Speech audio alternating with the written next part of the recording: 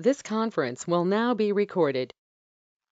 All right, folks. So good morning. I'm glad you're all here, and I appreciate you all being here.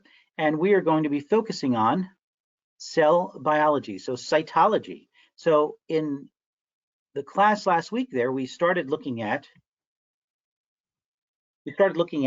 chapter 5, looking at histology, so that we can help to identify the different tissues. Well, so know that the organ systems. Remember, we talked about those, Miss Curly Nerd. The 11 organ systems are comprised of organs. Those organs are comprised of tissues. Those tissues are comprised of cells. The cells are comprised of what? Chemicals. They're comprised of molecules. They're comprised of then atoms, right? So at the atomic level. So realize that we're looking at the complexity of the human body one area at a time. And so right now we're going to look at we're setting a foundation, right? We're setting a foundation looking at the basic structure, the function, the basic unit of biological system organization would be the cell. Then we're looking at the tissues, and then we get into the different body systems and such. So it's very important that we set this foundation first, learn the basics, and then move on from there. Okay? So you'll see here that with the cell, there's cytoplasm, there's a membrane, right? We call it the plasma membrane. We'd like you to refer to it as such, plasma membrane, but know that it's also also known as the cell membrane. It's the outer covering upon which inside of would be the cytoplasm, the organelles, the different structures, the nucleus, and that's the guts of the cell. So say in the case of stratified squamous epithelial tissue, keratinized, those outer layers of the epidermis, your skin, the guts of the cell, the cytoplasm, the organelles, the nucleus, everything, it's all replaced with keratin, the protein. Eukaryotic and prokaryotic, we would say that the eukaryotic cell, this is the cells that comprise the human body and other organisms, whereas prokaryotic would be unicellular. So you're thinking bacteria and such. And so, yeah, that's the basics regarding that. You'll go into more detail, absolutely, when you get into microbiology. And microbiology is fascinating, interesting subject matter. You'll enjoy it.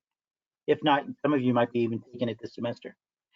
So the history of the cell theory. So Schleiden and Swan back in the 1830s, pretty cool. So now we're seeing that right now we're looking and we're focusing on the importance of the cell.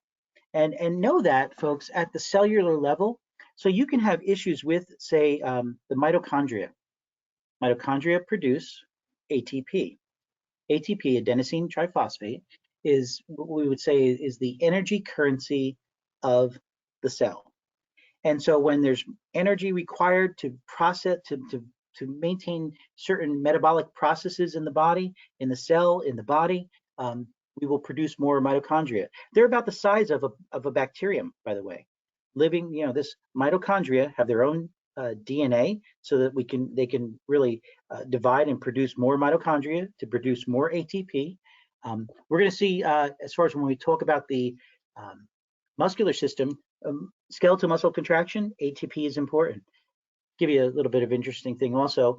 So again, coming back to disorders and diseases, if we have a mitochondrial disease, this can be a devastating illness for a child, for an adult, and it can lead to death as a result of the inability to produce ATP at the levels where it needs to. And it can make a person very fatigued, bedridden, having issues with functioning of many of the different disease body processes, maintaining homeostasis. It's just mitochondrial disease can be fatal, absolutely.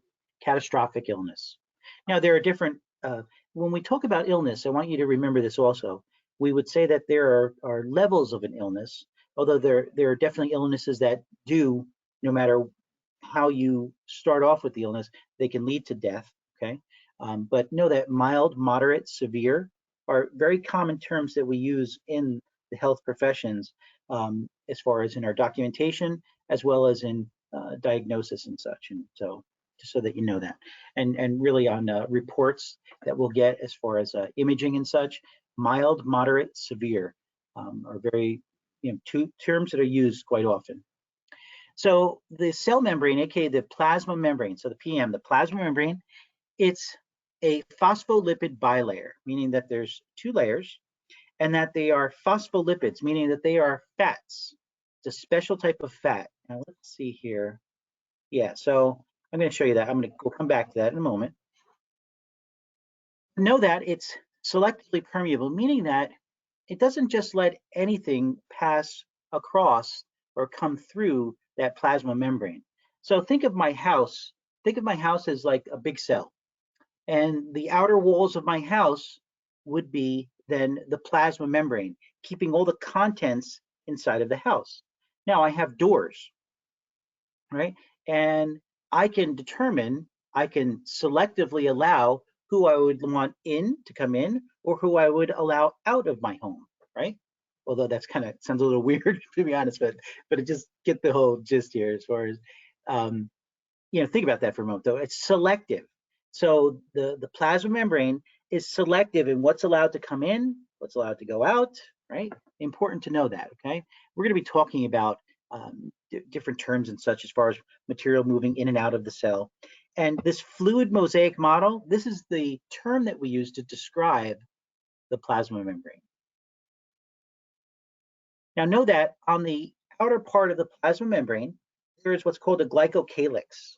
And this allows for this really, and this is why I highlight it in the PowerPoints here, cell-to-cell recognition, so that we can identify cells that are our own self or cells that are foreign to our body, and then we would mount an immune response to that cell that's foreign so that it doesn't make us sick.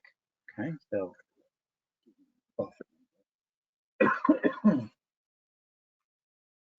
so the glycocalyx extends from the plasma membrane, comprised of lipids and proteins, okay, that are very important as far as this sticky, we would call it like a sticky layer outside of the plasma membrane.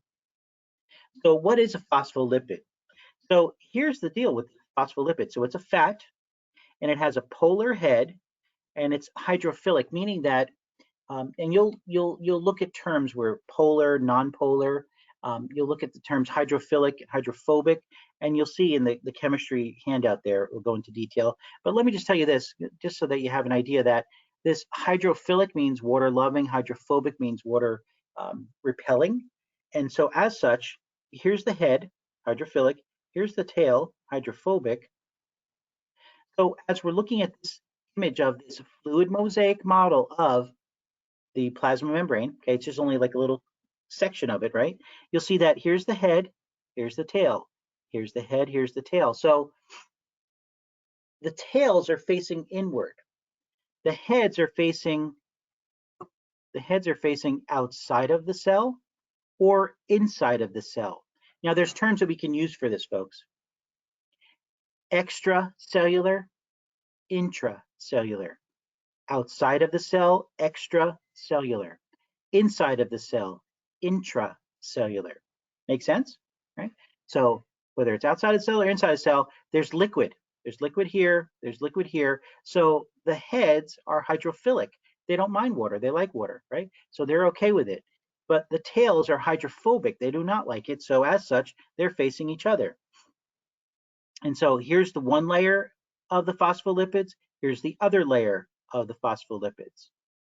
Understood? And here would be that glycocalyx, that glycolipids, glycoproteins, these allow for the cells of your body to recognize, hey, that's one of our guys, or hey, that's not one of our guys, let's attack it. Understood? Now, also we have, see the blue structures here? These blue structures are proteins. And some of these proteins allow for material to move from outside in or inside out. So they can move material from extracellular to inside or inside to out, or we can move, so that would be say like sodium ions, potassium ions. These are positively charged ions. You'll see that in chapter 2 as far as when you're reviewing that information. But they will, what occurs is that the fluid that is here and the fluid that is here, they're different as far as their concentration of certain substances. And so substances will move from inside out, and like I said, from outside in. Okay.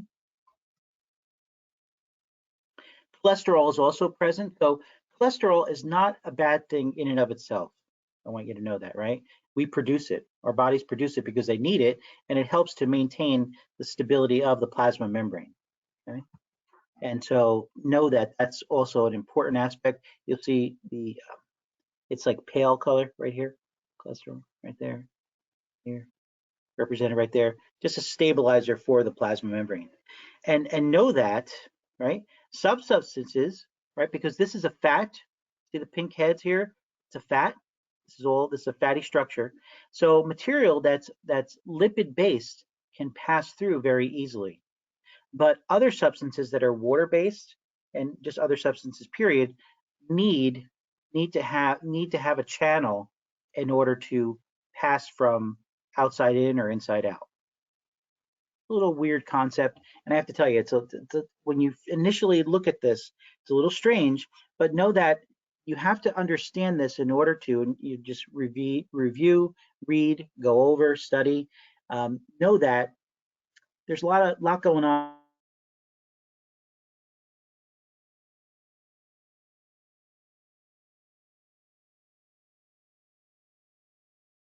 here, and that for the different body systems to function like they should, you need to know the basics result of fluid mosaic model and material going from outside in and inside out.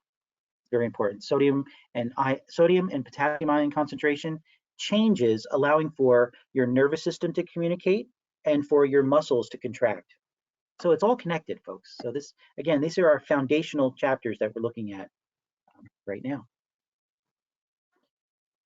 So here's just a cool image of a eukaryotic cell, of a cell that is a human cell, okay?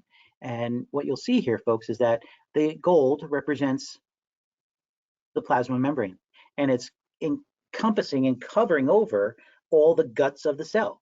So we have here these organelles. We have the nucleus and the nucleolus, the inner portion of the nucleus with all the genetic material. This genetic material acts as like a recipe to produce proteins and other substances. And so what you'll see here, folks, is that we have this rough ER. This is a type of folded membrane with ribosomes present that'll produce proteins, and proteins for inside of the cell, proteins to go to the plasma membrane, or proteins to go outside of the cell. We'll talk about that. You'll see here that this is smooth ER, smooth endoplasmic reticulum, doesn't have the ribosomes, not involved in producing proteins. Recall that term I mentioned to you, the mitochondria? Here they are. And they approximate the size of and look like bacteria, but they're not.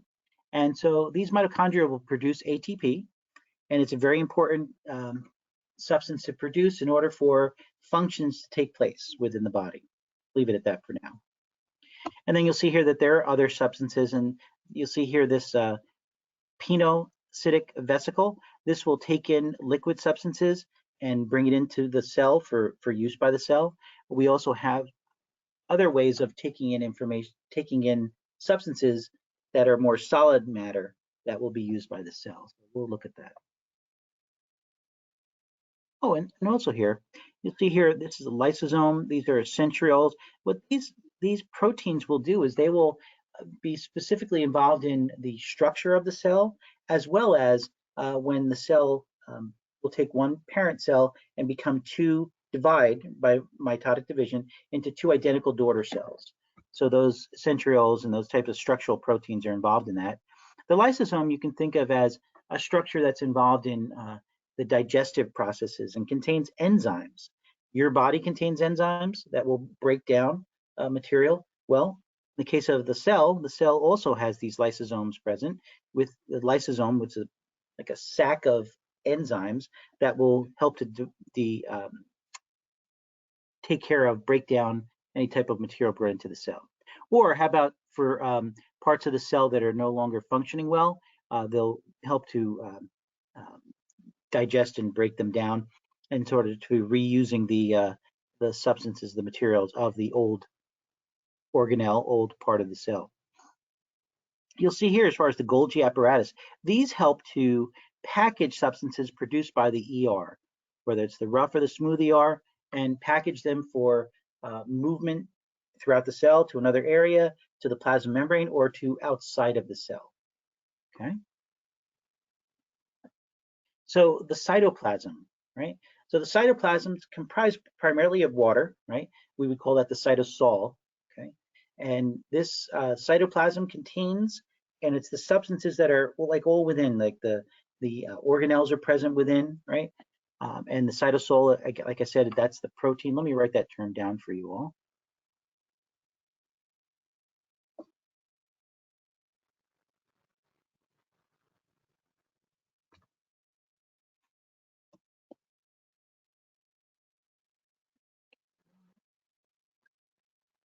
Very good. Okay.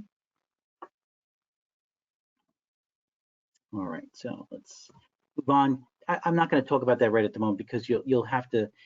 I want you to review chapter 2 first and those terms and such before I talk about that. The nucleus itself, right? This is where the genetic material is present within the cell. Again, there's genetic material present within the mitochondria, but primarily it's in the nucleus of the cell. So when you have a question and it says something like, hey, where's the most primarily the genetic material within the cell is located blank. It's the nucleus. Okay. Yes, the mitochondria have their own mitochondrial DNA, but that's it. So it's really primarily it's the nucleus of the cell. You'll see here as far as the nucleolus, this is the inner portion of the nucleus. Okay, it's really not the brain of the cell, folks. That's a misconception and just poor thinking. Yeah, control center. I mean, control center in that it really it has the genetic material that's going to help to produce like the recipes for different substances that the cell needs or that need to leave the cell.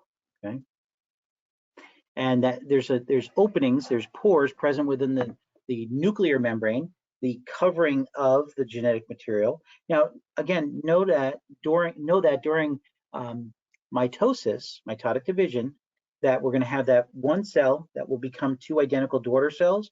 Well, during the process of mitosis, that membrane will dissolve so that the genetic material can be separated equal portions on both sides, okay? Copies, so that when we create these two identical daughter cells, they are identical. So identical down to the DNA, they're identical, genetic material. Ribosomes are involved in protein synthesis. So those little balls that are on the rough ER, those are the ribosomes involved in protein synthesis.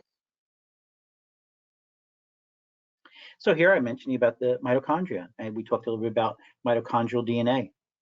So the powerhouses of the cell, they produce this ATP, right? This ATP is a very important substance because it's an adenosine with these 3 phosphates, and when we break the bonds of this ATP between the adenosine and the phosphate, we release energy. So it's an energy, so that's why it says powerhouse of the cell. It provides energy for the cell and for the tissues of the body. And know this, that if your body is not producing ATP, so say, when someone dies, okay, and what happens to the body? Initially, what happens is over a short period of time, the muscles will contract and they'll get rigid. Okay, this is why you'll hear someone they'll refer disrespectfully, by the way, they'll refer to a dead body as a stiff, because yes, there is stiffness to the muscularity of the tissues, and this is because no ATP is being produced. So when the muscles form bonds and they're able to connect different proteins, so when you contract your muscle, you can feel that it's tight, it's hard, because there are proteins that are connecting. Well, without ATP, the proteins cannot disconnect. So I can contract and then relax, right? And that you'll feel the difference between the musculature during contraction and relaxation. During relaxation, folks, that has to occur as a result of ATP being present. And when it's not present, you have to wait for the body to degrade, to break down, in order for those tight muscles to relax of the dead body. So cristae, these are these folds present. So when we looked at these mitochondria, you saw the folds there. That's those cristae. And energy requirements of the cell determine the cristae number, the amount of folds present, and also demand will determine how many mitochondria are needed to be present. I said to you that those lysosomes, they're like packages of these digestive enzymes, and they just are involved in, breaking down substances that the cell takes in, as well as also working with uh, maintenance and repair of the organelles. And what will happen is that for old weak cells, right, these enzymes will break down those and reuse the material that organelle was comprised of.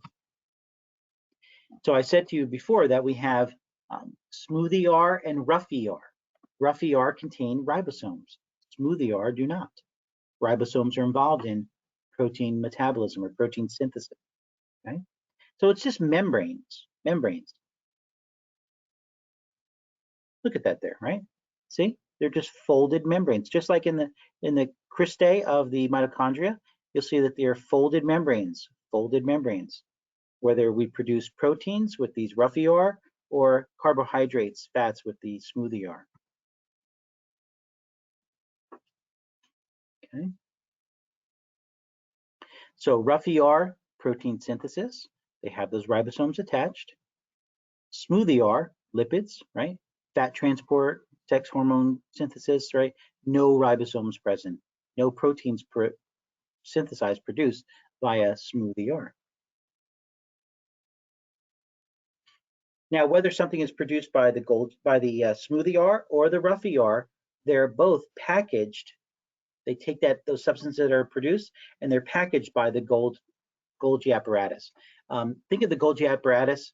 I like to say is like, so my son works for Amazon, FedEx, UPS. That's the Golgi apparatus. What are they doing? Modifying, packaging, and distributing of those proteins and lipids, right? And the area for, also for carbohydrate synthesis and such. The ribosomes, site of protein synthesis. These ribosomes, they can either be present throughout the cytoplasm, so they would be not anchored to the endoplasmic reticulum, so they're just floating through, they're present within the cytoplasm, or they're attached to the ER, and it's the rough ER that they would be attached to. Okay? So protein functions, so structure, enzymes, catalysts, immune response, right? So whether we're producing them for inside of the cell, for the plasma membrane, or to go outside of the cell. That's the different areas where substances that are produced within the ER, whether they be the rough ER or the smooth ER, are either produced so that they can be used by the cell itself, by the plasma membrane of that cell, or actually packaged and released outside of the cell. And I said to you that the DNA found in the nucleus. These terms. So these terms are important as far as protein synthesis is concerned. We have transcription, translation, okay? So I always think that the C comes before the L. So transcription, that's the first one that's going on. Messenger RNA copies DNA code and leaves the nucleus. So we're taking place transcription within the cell, within the nucleus itself, of the cell, and translation is in the cytoplasm. I think I have an image here. Here we go. So translation takes RNA, right? Takes RNA, this transfer RNA, picks up amino acids, and then what will happen is that via this specific amino acids that are picked up that relate to these transfer RNA, then we're going to have linkage taking place with the ribosomes, and as such, then we're going to have amino acids coming together, right, that are going to produce a protein. So here we have transcription in the nucleus, translation in the cytoplasm. Transcription, the C comes before the L, right? So L, translation, transcription. So that we would have the C there, transcription taking place within the nucleus. And what we're doing is we're taking DNA, we're copying the DNA, copying a strand of it that's on this RNA. DNA is a double strand, RNA is a single strand. That will come out, it will interact with the ribosome, right? Here's that strand, interacts with the ribosome, produces then, by taking the transfer RNA, attaching to the messenger RNA, will take these amino acids present within the cell, put them all together in a chain, And this is the foundation for producing a protein. Amino acids coming together. So a protein is comprised of amino acids. Does that make sense? Stop for a moment. Let's,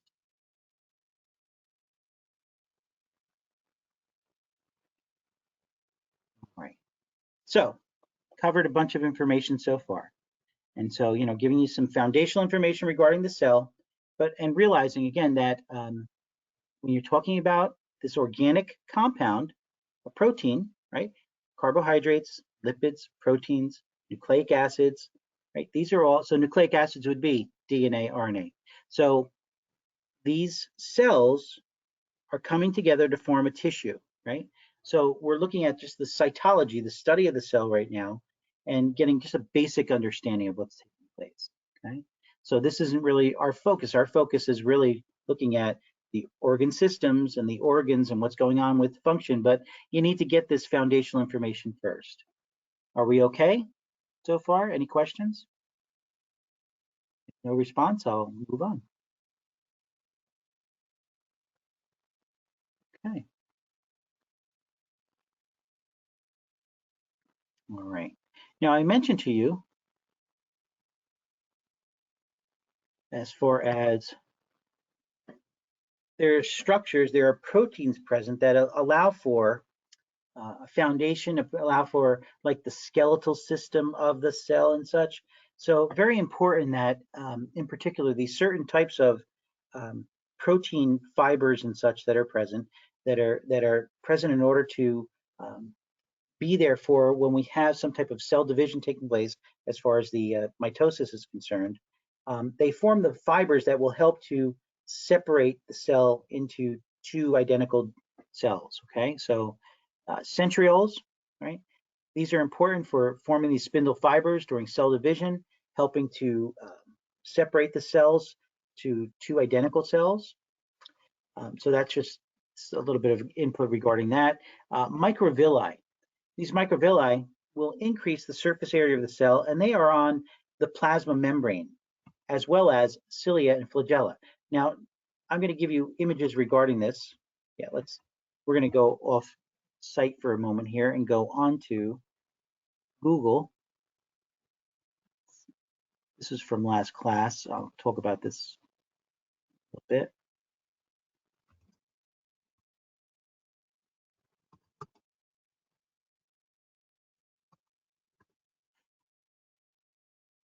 Recall when we were looking at, when we were discussing, here we go. When we were discussing histology, I mentioned to you as far as in particular epithelial tissue, right? I'm going to show you two images. So here we're looking at the cilia and the microvilli. Microvilli are not present for movement. Microvilli are present for increasing surface area for absorption. So think the digestive system. Cilia are present in digestive, the reproductive system, and they're present within the respiratory system in order to have mucus connected to them, attached to them, right, around them. And they're actually, cilia are moving. They're moving. They're not moving the cell. They're moving substances along the apical surface of the cell. So and this image right here will give that image here. So here are the microvilli. They're increasing the surface area for absorption. The cilia can be covered with mucus, and they only move along this top layer, this apical surface of the cell, in order to move material that's trapped within the mucus. So say in the respiratory system, for particulate matter we breathe in, then the cilia have the mucus present, and then they will move that mucus with the particulate matter to the digestive system for processing and absorption and destruction. Because the stomach present within the digestive system has a low pH. So if I say to you that a low pH, meaning a pH less than 7.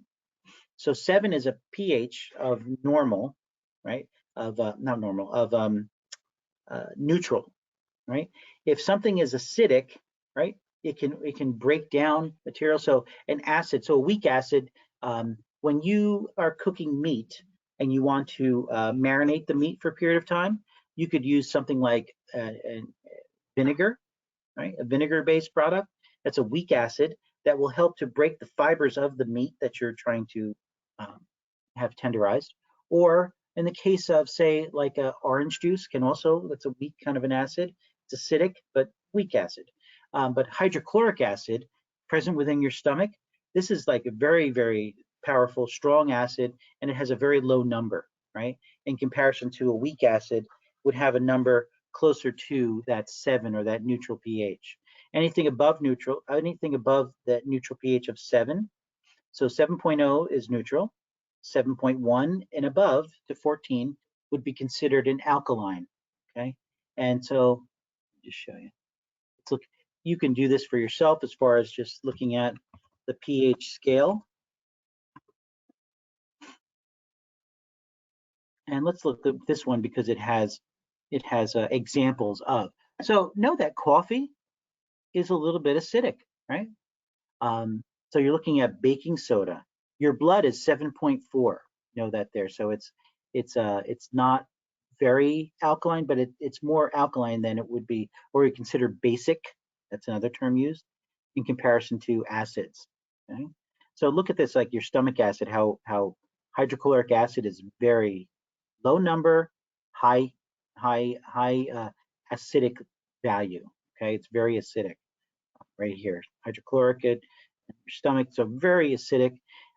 Drain cleaner, right? That's very basic or alkaline, high number. Soap, also considered bleach, alkaline, ammonia, right? Milk, milk of a magnesia, but even just milk itself is also along that line of more of a basic. I don't know the number. Or here, okay, nope, I'm wrong. Sorry, wrong. I thought I misspoke there. So milk is still considered acidic, which I'm surprised really. I didn't remember that. But I knew that coffee was. Sorry. But blood, your physiological pH of your body, 7.4. So it's a little bit on the alkaline. Lactic acid, where's lactic acid? So lactic acid, present as a result of contraction of musculature and such. Oh, the lactic acid in milk. Okay, interesting. All right, thank you. All right, that's good. Yeah, I didn't. That's one thing I didn't recall or know. So thank you. All right, getting back to, oh, so yeah, so we looked at microvilli, we looked at cilia. We talked about this when we were in class last week. Let's move on. So again, cilia move material across the cell surface, that apical surface. The flagellum propels cell through the medium. So what's a flagellum? Flagellum is a tail. A flagella, a tail. Flagellum, that's plural. So a tail, the only cell that we know would be a sperm cell produced by the males, right? That would actually have the only tail in human anatomy would be the flagella of the sperm. So mitosis and meiosis, okay? So this right here, this slide, very important for these three terms that you need to know. Mitosis, mitotic division, it's the actual cell division of the majority of the cells within our body, except for the gametes in the gonads. So let's write this down here. Production, division, only in the gonads. So only the gametes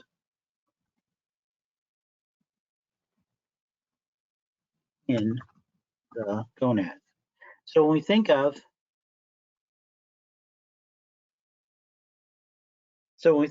the sex cells, so we think of sperm and we think of the ovum, the egg, okay? Those are the cells that are reproduced via meiosis, right? But mitosis, mitotic division, that's all the other cells of the body, okay? Cytokinesis, so it's a duplication of the organelles of the cytoplasm. So you can say that division of the cytoplasm would be cytokinesis.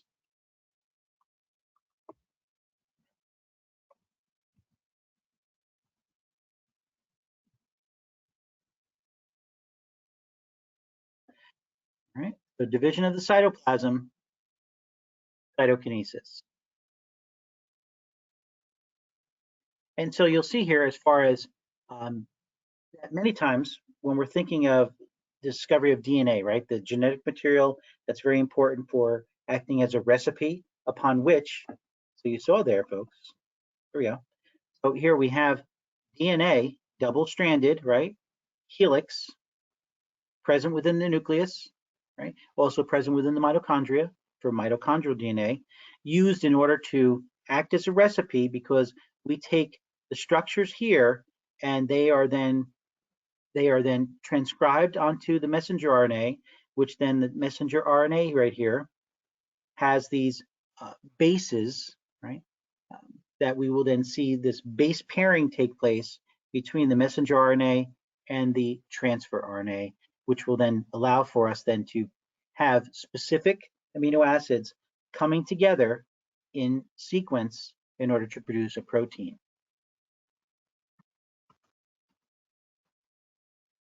So we want you to see here by keeping this slide is that Watson and Crick are the ones that you think of when you think of the discovery of DNA, but know that Rosalind Franklin, and that she was very important and influential in also the discovery of DNA.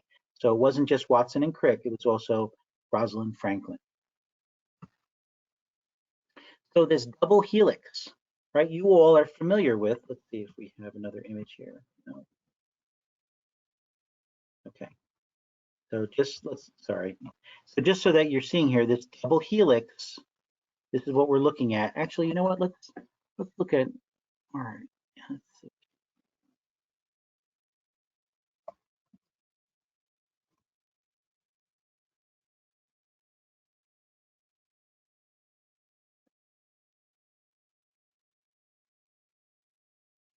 Okay. And so this is a good one. Okay. So what you're seeing here, folks, and let me see if I can save this image. I'll post this for you all.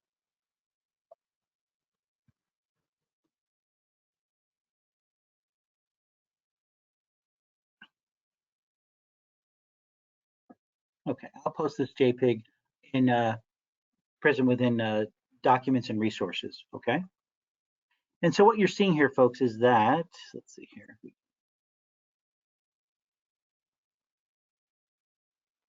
We can make it a little bit bigger. Good. All right. So in DNA, so you see how there's different colors and such that correspond with these terms. So thymine, cytosine, adenine, guanine. These are all these bases, right? These bases are present and they will pair with, so thymine pairs with what? The yellow, which is adenine. So T to A or A to T. Cytosine pairs with guanine. So you'll see that the blue and the green, they pair off. Whether you're having one of these, you need to pair it with this, or whether I have this and I pair it with that, depending upon what you have on one of the chains here, okay? So you'll see here that there's this double helix, right? So you have two strands, but in RNA, in messenger RNA is one of them, in RNA, you only have a single strand. And know that in RNA, we have uracil present that replaces thymine. So whenever we have the adenine, we'll see that the adenine will pair with uracil in RNA, not thymine, because it's not present. But you'll see here that you'll see this double strand, right? Here's the pairing. So then we will then, as a result of transcription, we will unfold the double strand and have it then create pairs, base pairing with the RNA. And then this RNA, like you saw with the messenger RNA, will then go to the ribosome and start creating and be involved in translation so that we can translate what is present on that messenger RNA and produce a strand of amino acids, which amino acids coming together form a protein. Okay? Now, there are different complex types of proteins, right? They're different. So there's very simple to more complex proteins, but don't worry about that right now. Just know that this is all involved in this base pairing and production of proteins. So I'll minimize this. And this, again, like I said, I will share this image with you all in documents and resources.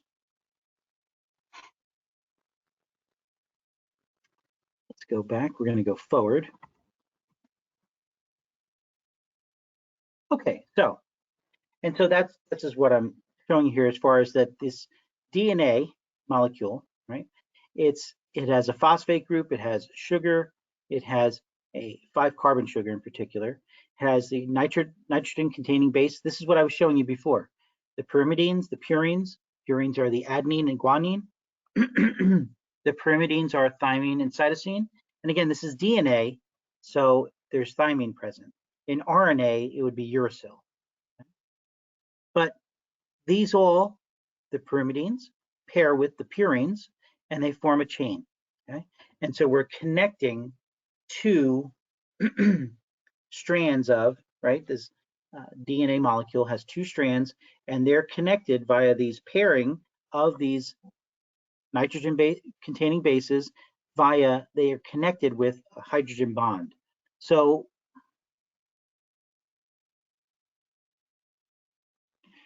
as you're looking at this image here of the DNA, all right, so you're seeing these base pairs coming together. Well, right in the middle of that pairing would be a hydrogen bond. So that hydrogen bond is holding that DNA together.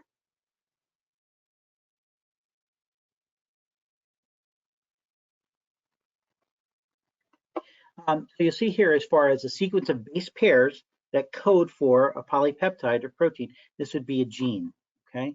And so the Human Genome Project, very interesting. You can look more information regarding this. 3 billion base pairs that code for 30,000 different types of genes. And we know that these different genes can be involved in, what's going on as far as different processes of the body that are, the hair color, to really issues with what's taking place as far as illness and such. Interphase, mitosis, cytokinesis, these are all involved in the actual cell cycle of what's taking place with the cell throughout its whole lifespan, okay? So interphase is not a part of mitosis. Don't put it together. But know that interphase is really the aspect of the cell living the majority of its life via interphase. Okay?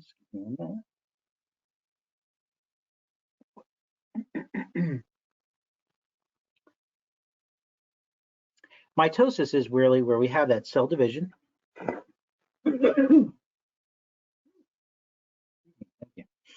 All right. Interphase, mitosis, cytokinesis, these are all separate aspects of what's taking place within the cell's life, its life cycle. Looking at the image right here, this is very helpful. So realizing that, so here we have interphase. That's primarily how the majority of the cell life takes place in interphase. A small portion of the cell life takes place, it's called mitotic phase or mitosis. Now know that prophase, metaphase, anaphase, telophase, that's mitosis. You see right here, mitosis. And know that cytokinesis, the division of the cytoplasm, really begins at the end of anaphase and into telophase. But if you remember PMAT, P-M-A-T, you're good, okay? And again, know that at the end of this stage of mitosis, at the very end of mitosis of anaphase stage, cytokinesis begins and then it comes into the area of telophase. Okay? So mitotic division, taking one parent cell and creating 2 identical daughter cells. That's why they're showing them there. So we have this one cell, this is the life cycle of the cell, and at the end of mitosis, we end up having 2 identical daughter cells. So this cell life, we have the G1, the G2 phase, and we have the S phase. So it goes G1, S, G2, that's all interphase. Mitosis, PMAT, with cytokinesis beginning at the end of anaphase and going into telophase. Right, so interphase, not a part of mitosis. This is cell division. Cytokinesis, this is cytoplasmic division, or division of the cytoplasm.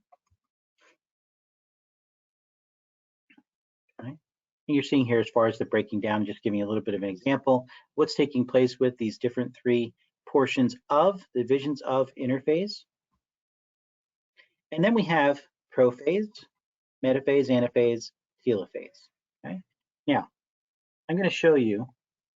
So this is I didn't create this, but I like it because I think it helps you to kind of think about what's going on. When we look at mitosis, mitotic division, we have one cell. Here's prophase, right? Prophase, and at the end of prophase, the nuclear membrane that has the genetic material, the DNA, that nuclear membrane dissolves so that we can end up having then, so prophase, metaphase, anaphase, telophase. So at the end of telophase, I have two identical cells. So here I have one cell, the parent cell at prophase. By the end of mitosis, I have two identical cells that from when I began with the parent cell. Okay, so prophase, metaphase, now the genetic material lines up in the middle. Anaphase, they're separating into their two identical cells, and at the end of at the very end of anaphase and then beginning of telophase, we have that cytoplasmic division, that cytokinesis taking place, and then we end up at the end of telophase, two identical daughter cells. If that works for you, great. If not, it's all good too. But I'm just a hand guy, so that just kind of like made sense to me to help to remember it a bit. So let's take a look for a moment here. I'd like to show you an image online also, and you can just do this yourself. I mean, just a matter of, let's see here. So mitosis, and you're going to see the stages. And so here's just a very, yeah, this is good, right? Yeah, so you're just looking here and you're just seeing that. So you have the mother cell, right? The parent cell, and you have DNA replication, and then you actually have, right? So this is still taking place within interphase, right? And then here we have cell division. And so you're having metaphase here, the genetic material is lining up in the middle, anaphase, telophase. So you end up having then what's taking place as far as mitotic division, and you have two identical daughter cells. So you can look that up and take images. I won't post that, but you can do that on your own. There are multiple types of examples of this that you can take a look at that are very important and helpful. So yeah, do that.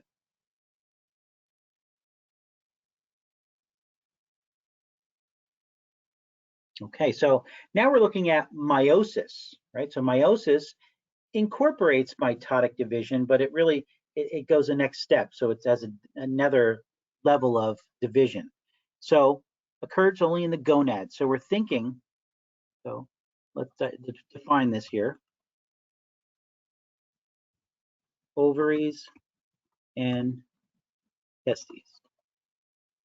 Oh yeah, sorry. There we go. I wanted to give you the that's what I was thinking something, and then it's the gametes.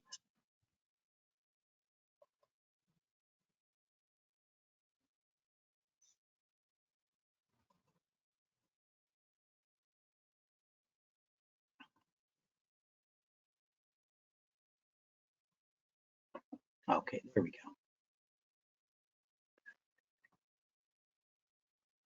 Okay, so the gonads are the testes and the ovaries. The testes produce the sperm, the ovaries produce the ovum, right? And release and mature, allow an ovum to become to maturity once per month, and the ovaries will take turns, releasing at ovulation one egg that's been matured over the period of your cycle. So we have the ovarian and uterine cycles that we'll talk about in AMP2. And you'll see here that haploid. So diploid would be a matter of that there are two pairs of 23 chromosomes present within all the cells of the body except for the sperm and the egg. So the sperm and the egg have only 23 each, so that when they come together at fertilization and create the zygote, then we have a full set, a diploid set of DNA, which would contain two pairs of 23 chromosomes. Okay. And we're not asking you to memorize this, but you'll see here that with meiosis, we have phase 1, phase 2. And again, it's the PMAT, okay? Prophase, metaphase, anaphase, telophase. And then you're left with more cells produced, and they develop into sperm. Now, in oogenesis, right? So this is a production of an egg. Only one functional egg is produced, right? 4 cells are produced, but only one of them is a functional egg that will come to maturity at ovulation and be released into the ovary, into the uterine tubes. Okay, fallopian tubes. There's another term that we use, and that's where fertilization can take place within the uterine tubes, aka the fallopian tubes. Now, lastly, let's look here. So yeah, so we have the last few slides, and talking about some subject matter that we'll be looking at as far as, okay, so I'll go for another 15 minutes, so we'll just see where we're at by the end and whatever we need to finish on Thursday, and then get into reviewing histology and such. So active and passive transport are very important. When you think of active and passive transport, think active, the A, active transport. What do we see here? Oops, sorry. This requires ATP. So I said to you that ATP is an important, this energy compound here that's produced that will, when we are breaking one of the bonds with the phosphates, and then we have, so adenosine triphosphate, 3 phosphates, they're bonded. Then we have adenosine diphosphate, that's 2 phosphates attached, and only 1 that is free. And by a result of breaking that bond, energy is released. So if we have an active form of transport, we need ATP, so the A and the A go together, and there's energy that's required, right? And so we'll see here that in order to move material against their concentration gradient, I'm going to talk about that right now, moving it against their flow of where the natural flow. So look at this here, passive, no energy is required, folks. So sodium ions are higher concentration in the extracellular fluid outside of the cell. Outside of the cell, here's the plasma membrane, phospholipid bilayer. You can see the heads and the tails. And here's the intracellular fluid inside of the cell, cytoplasm, right? With organelles, the cytosol, and the nucleus, so on and so forth, right? So you'll see here that material will move from high concentration to low concentration. So it's larger, so it's high concentration to low concentration. Doesn't need any energy, it just moves naturally. If there's a channel, there's an opening within the plasma membrane. We call these leak channels because they're always open. They'll leak sodium ions from where they're high to low. Now know this, see this potassium ion? Potassium ion concentration is higher here. It's lower here. See how it's smaller here, larger here? So the higher potassium ions, if there was another leak channel, sodium would do what? It moved from inside to outside, passive. But now if we go against this, going from the way it normally should go. So think about this. If I have a bottle of cologne and I spray it. Now, if you were in the room with me, as I sprayed it over here by my desk and by where I'm doing the our presentation, you'd smell it really, it's high concentration right here, but it would be low concentration in the surrounding area of the room. Okay? So it would move from high concentration right here to low concentration, diffuse out throughout the room over a period of time. So it's moving from high concentration to low, so it's diffusing. It's diffusing out because we're going to see that term diffusion. And this is a form of passive transport. No energy is required. Understood? But in the case of going against that, so if I want to move the potassium ions from low concentration to high, or sodium ions low concentration to high, and this is called the sodium potassium pump does this, okay? This is a form of active transport and it requires ATP. Now, it's a concept where, it takes a little bit to get this, right? I'm going to, let me show you this right now.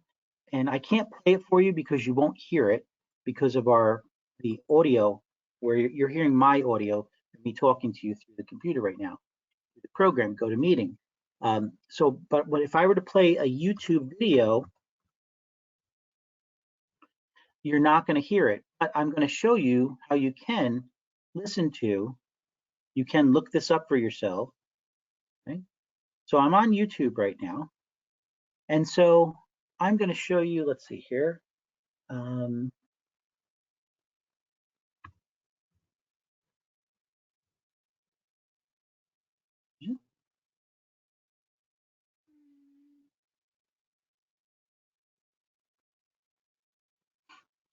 I'm going to have to look for it, folks, and I'll share the link for you. You see that there are all types of videos. There's one video that I like that really has different, let's see if I do this.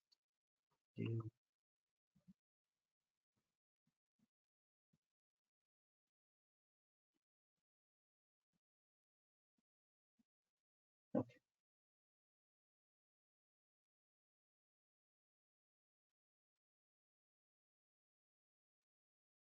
this is it. Okay, cool.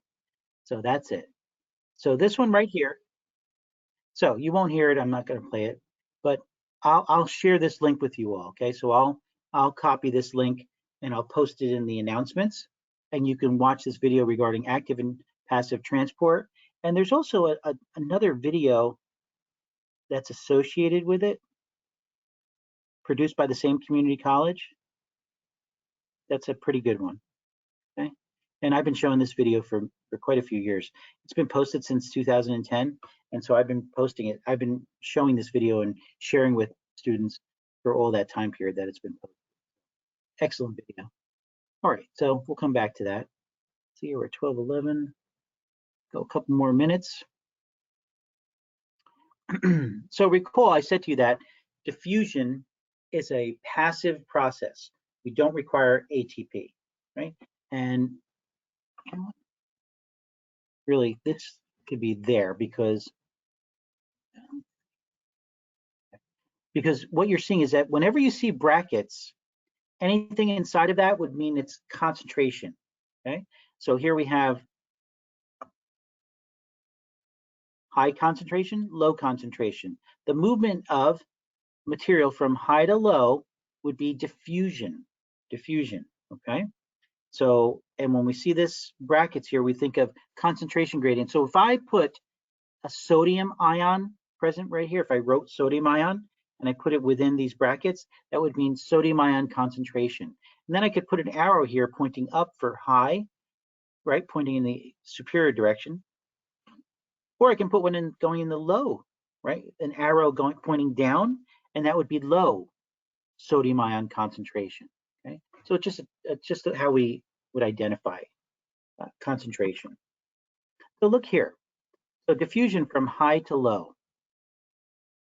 So we're seeing here that here's a plasma membrane, phospholipid bilayer, 2 layers, cell membrane, aka the plasma membrane, high concentration here, low concentration here, high concentration, low. So we're moving from high to low diffusion, and then we end up having equilibrium where there's an equal concentration of whatever this may be in the extracellular fluid, in the intracellular fluid.